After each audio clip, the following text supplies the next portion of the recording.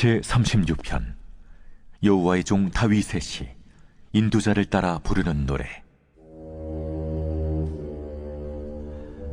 악인의 죄가 그의 마음속으로 이르기를 그의 눈에는 하나님을 두려워하는 빛이 없다 하니 그가 스스로 자랑하기를 자기의 죄악은 드러나지 아니하고 미워함을 받지도 아니하리라 함이로다. 그의 입에서 나오는 말은 죄악과 속임이라. 그는 지혜와 선행을 그쳤도다.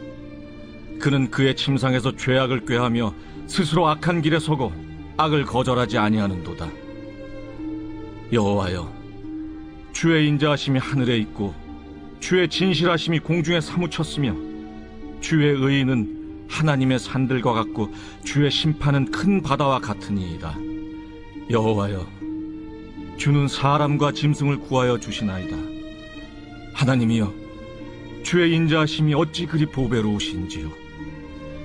사람들이 주의 날개 그늘 아래 피하나이다.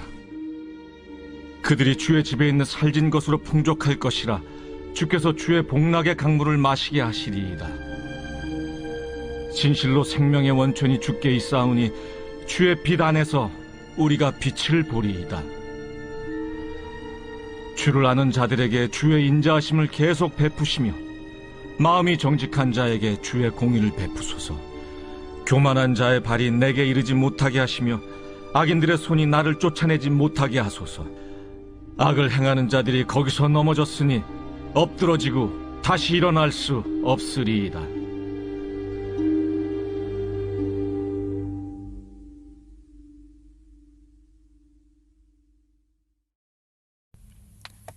오늘 본문인 시편 36편의 시인은 다윗입니다.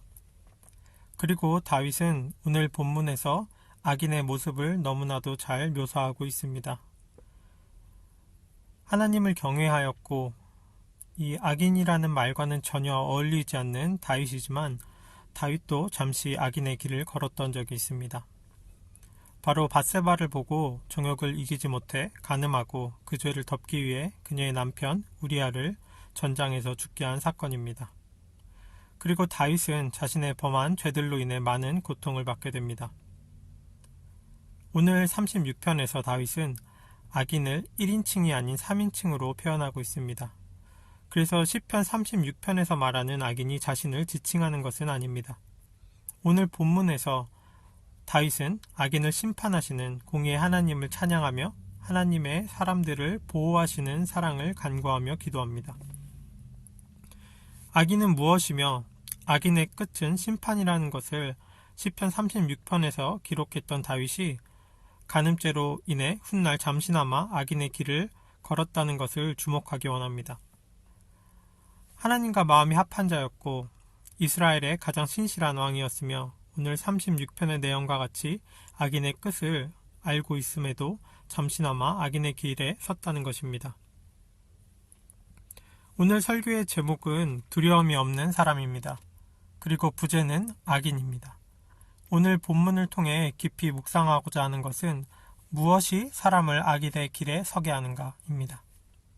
그래서 우리의 발이 혹시나 악인의 길에 서 있지 않은지 확인하는 시간이 되기를 바랍니다. 오늘 본문 1절은 아주 흥미로운 단어로 시작합니다. 네온페샤라는 표현입니다. 번역하면 반역의 말 또는 악의 말이라는 뜻입니다. 선지서 예언에 자주 쓰이는 여호와의 말씀, 네옴 야훼를 반어적으로 네온페샤로 표현합니다. 하나님의 말씀을 왜곡하고 그 트위스트하는 악의 말이 사람에게 속삭인다는 것입니다. 마치 뱀이 하와에게 선악과를 먹어도 죽지 않을 것이라 하나님의 말씀을 왜곡하며 속삭이듯 말입니다. 악의 말은 우리의 마음 깊은 곳에 이렇게 속삭입니다. 본문 1절입니다. 하나님을 두려워하지 말라. 그리고 하나님을 두려워하지 않는 악인의 속성을 다음과 같이 묘사합니다. 첫 번째로 2절에 자기 스스로를 자랑하는 사람. 그래서 자신의 죄를 깨닫지도 자신의 죄를 미워하지도 않는 사람입니다. 자기 스스로를 자랑한다는 것의 다른 성경 표현을 보면 자신을 대단하게 생각하는 것 또는 blind conceit, 다시 말해 눈먼 자만입니다. 내 스스로를 높이는 자만 때문에 눈이 멀었고, 그래서 나의 죄가 보이지도 않고 그 죄를 깨달을 수도 없고, 그렇게 그 죄를 미워하지 않는다는 것입니다. 2절에서 말하는 이 눈먼 자만이 무엇인지 다윗과 밧세바의 이야기를 통해 알 수 있습니다. 다윗이 밧세바를 처음 본 때는 보통 왕들이 전쟁에 출정하는 봄이었습니다. 겨울 동안 전쟁을 멈췄다가 봄이 되면 다시 전쟁이 재개되는 것입니다. 그러나 다윗은 전쟁에 나가지 않았습니다. 왕이 직접 나가지 않고도 승리할 만큼 강한 군대가 있다고 여겼기 때문입니다.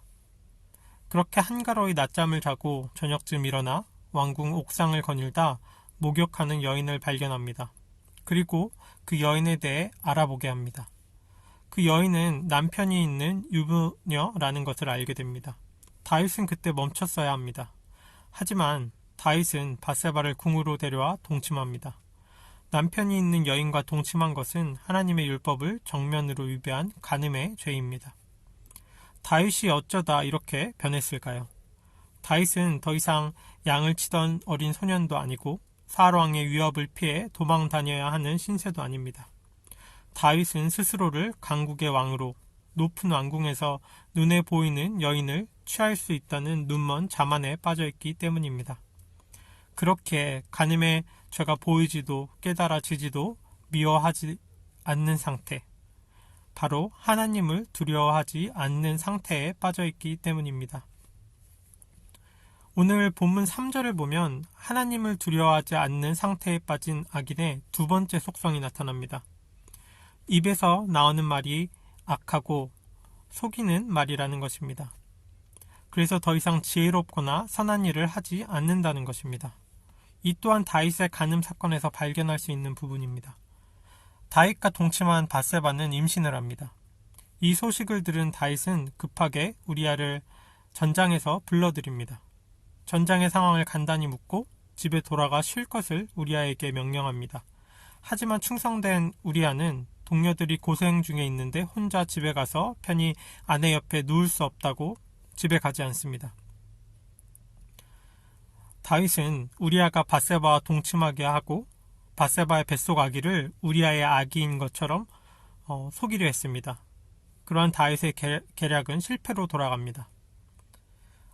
다윗의 입에서 나온 악하고 이 속이는 말, 그리고 더 이상 지혜롭지 않고 선하지 않은 일을 도모하는 다윗의 모습이 바로 하나님을 두려워하지 않는 자의 모습인 것입니다. 하나님을 두려워하지 않는 자의 세 번째 속성은 4절에 기록되어 있습니다. 심지어 침대에 누워서도 악한 일을 꾸미며 악한 길에 서고 악한 일을 마다하지 않는도다. 다윗은 우리아를 속이려던 계획이 실패하자 침상에 누워 이제는 우리아를 살해할 더 악한 계획을 세웁니다.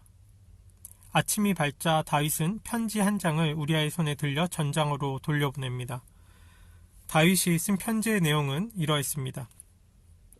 우리아를 싸움이 가장 치열한 곳으로 보내어라. 그런 다음에 우리아만 혼자 남겨두고 물러나거라. 우리아를 싸움터에서 죽게 하여라. 그리고 우리아는 다윗의 계획대로 전장에서 죽음을 맞이합니다. 다윗이 악한 일을 꾸미고 악한 길에 서고 악한 일을 행합니다. 하나님을 두려워하지 않는 자의 모습인 것입니다. 처음에 말씀드린 것처럼 오늘 본문인 시편 36편은 다윗이 밧세바와 우리아 사건의 죄 이후에 쓰여진 시가 아닙니다. 그 사건에 대해 회개한 것은 시편 51편으로 알려져 있습니다. 하지만 그렇기 때문에 오늘 본문을 묵상하는 우리는 더욱 경각심을 가져야 합니다. 시편 36편을 기록한 다윗은 여호와의 말씀이 아닌 악의 말을 듣는 악인의 결말이 넘어지고 엎드러지고 다시 일어날 수 없다는 것을 알고 있었음에도 그러한 악한 길에 발을 두었다는 것입니다. 그 이유는 그 범죄의 순간 그의 눈에 하나님을 두려워함이 없었기 때문입니다. 한 가지 예화를 나누고 마치도록 하겠습니다. 어떤 목사님이 설교 중에 나누신 예화입니다. 한 형제가 목사님에게 음란한 죄를 짓는 것에 대한 상담을 요청했습니다.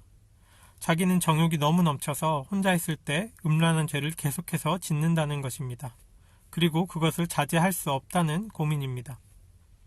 이 고민에 대해 목사님은 이렇게 답하셨습니다. 그러면 그 음란한 행동을 내 앞에서도 할 수 있니? 아니면 다른 형제나 자매들, 사람이 많은 곳에서 할 수 있겠어?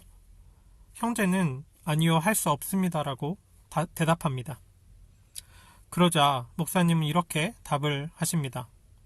사람 앞에서 할 수 없으면 하나님 앞에서는 더욱 할 수 없어야지. 이 이야기를 듣고 어떠한 생각이 드십니까? 우리의 평소 삶을 돌아보았을 때 사람 앞에서 죄를 짓는 것은 두려워하지만 아무도 모르는 중에 은밀한 중에 짓는 죄를 가볍게 여기는 모습이 있지는 않습니까? 누가복음 12장 4절 5절에서 예수님은 우리가 무엇을 두려워해야 하는지를 가르쳐 주십니다. 내가 내 친구 너희에게 말하노니 몸을 죽이고 그 후에는 능히 더 못하는 자들을 두려워하지 말라. 마땅히 두려워할 자를 내가 너희에게 보이리니 곧 죽인 후에 또한 지옥에 던져넣는 권세 있는 그를 두려워하라. 내가 참으로 너희에게 이르노니 그를 두려워하라. 예수님은 오직 하나님을 두려워하라 말씀하십니다. 그리고 다윗은 오늘 본문 1절에서 악인은 하나님을 두려워하지 않는 자라 정의합니다. 사랑하는 성도 여러분, 우리가 은밀하게 짓는 죄, 마음으로 짓는 죄, 아무도 모르게 짓는 죄, 이 모든 것은 우리 머리털까지 세시는 하나님은 알고 계십니다. 그런 죄가 있다면 하나님을 경외하는 마음으로, 두려워하는 마음으로 죄에서 돌이키는 저와 여러분이 되기를 바랍니다. 빛이 있는 곳에 어둠은 사라지고 선이 있는 곳에 악은 소멸됩니다. 우리 마음에 성령 하나님이 거하셔서 은밀한 죄에서 벗어나는 저와 여러분이 되기를 주님의 이름으로 축원드립니다. 기도드리겠습니다. 인자와 공의의 하나님 아버지, 정직한 자를 보호하시고 교만한 자의 발을 치심에 감사드립니다. 저희의 매일의 삶이 악의 말이 아닌 여호와의 말씀을 묵상하기 원합니다. 하나님 아버지를 두려워하며 스스로 자만하지 않게 하시고 죄를 분별할 수 있는 눈을 허락하여 주시옵소서. 저희의 입에서 나오는 말이 찬양과 정직함으로 넘치며 지혜와 선행을 사모하기 원합니다. 아침에 눈을 떠서 밤에 잠이 드는 순간까지 주님의 선하심을 묵상하며 하나님 아버지의 길에 서고 선을 따르는 제자 침례교회 되도록 주님 축복하여 주시옵소서. 감사드리오며 어둠의 땅에 빛으로 오신 예수 그리스도의 이름으로 기도드렸나이다. 아멘.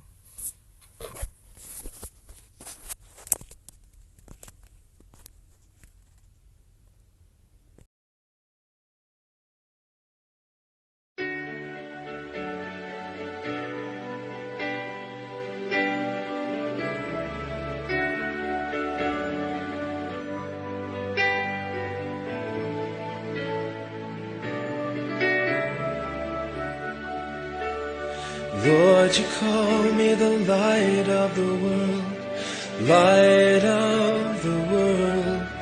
Shine on me, let me be the light of the world. Lord, you call me the light of the world, light of the world. Shine on me, let me be the light of the world. Lord, you call me the light of the world, light of the world. Shine on me, let me be the light of the world. A light that shines in the dark, shines for all the world to see. A city set on a hill cannot be hidden. A light that shines in the dark, shines for all the world to see. A city set on a hill cannot be hidden. 나는 세상의 빛이라 부르 부르신 주님 비추소서 나도 주님의 빛을 비추리라 나를 세상의 빛으로 부르신 주님 비추소서 나도 주님의 빛을 비추리라 Lord, let me be the light of the world 나를 세상의 빛으로 부르신 주님 비추소서 나도 주님의 빛을 비추리라 어둠을 밝히는 빛 온 세상을 비추는 빛 산 위에 나를 숨기지 못하네 어둠을 밝히는 빛온 세상을 비추는 빛산 위에 나를 숨기지 못하네 나를 세상의 빛으로 나를 세상의 빛으로 부르신 주님 비추소서 나도 주님의 빛을 비추리라 나를 세상의 빛으로 부르신 주님 비추소서 나도 주님의 빛을 비추리라 세상의 빛으로 부르신 주님 비추소서 나도 주님의 빛을 비추리라 어둠을 밝히는 빛